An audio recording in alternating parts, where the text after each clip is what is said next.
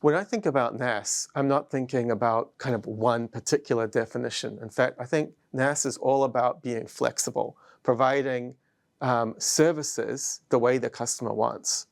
So many people, when they think about NaaS, they jump to the financial kind of levers. So are you paying all up front with CapEx, or are you paying over time with OpEx? For me, that's one lever in a NaaS solution. A second kind of lever is around who you're going to have managing it. Do you want to have it managed by the same person who's providing you the hardware? Do you want it managed by a service provider, or do you want it managed by some other kind of partner? A third lever is around whether or not the NaaS that you're looking for is something that you want to deploy incrementally, kind of in a brownfield that fits into your current environment, or are you willing to kind of wipe the slate clean and start with a greenfield solution?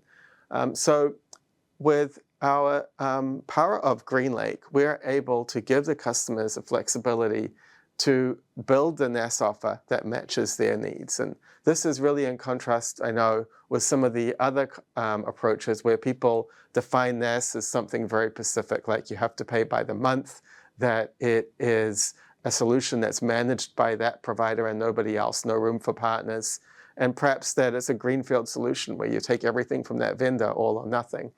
For us, that narrow definition of NaaS is never going to be a big fraction of the market. There'll be some customers that will go down that path, but we believe that in order for NaaS to really take off, it has to be something that matches the customer and where they're at. At this point, we've deployed NaaS solutions with dozens of customers, and they come from all spectrums of the industry. So whether it's in retail or in financial services or in industrial applications, it's not so much about the vertical as the way the customer is thinking about how they want to deploy a network. Are they thinking about it in terms of acquiring equipment and then having their team kind of managing it with two separate budgets?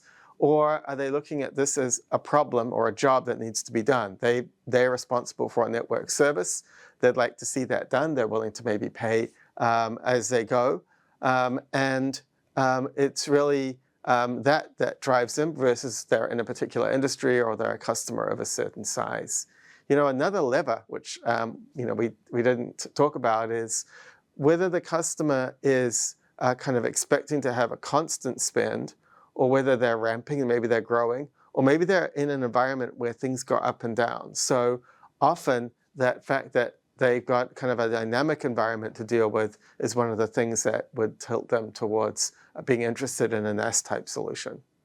I think in most cases, realistically, most customers are a brownfield. It's actually relatively rare to find somebody that can shut everything down on one day and then be up and running with something different the next across hundreds of locations. And so in general, we think that providing a customer a smooth path is good. Now, every now and then it does come along an opportunity where a customer is doing something new, like maybe they're opening 100 new stores. In that case, they could apply a greenfield approach. But I think brownfield is, and kind of incremental deployment of NaaS is more common and going to be more common than the greenfield case. For us, we think one of the keys to scaling NaaS is to make it so that partners can be part of the ecosystem. So with our service pack NaaS products, what we do is we enable our partners with SKUs that represent a product and all of the subscriptions and maintenance and services that are required in a single kind of monthly amount. And then they can use that as building blocks to build out a NaaS offer for a customer. And then they can be the one potentially providing the intelligent operations and other capabilities on top of that kind of infrastructure as a service. So for us, the partner piece is very important. And I think one of the things that we've been first at, I think we were first probably with the 50 customers. In those first 50 customers, we were the main management provider for them.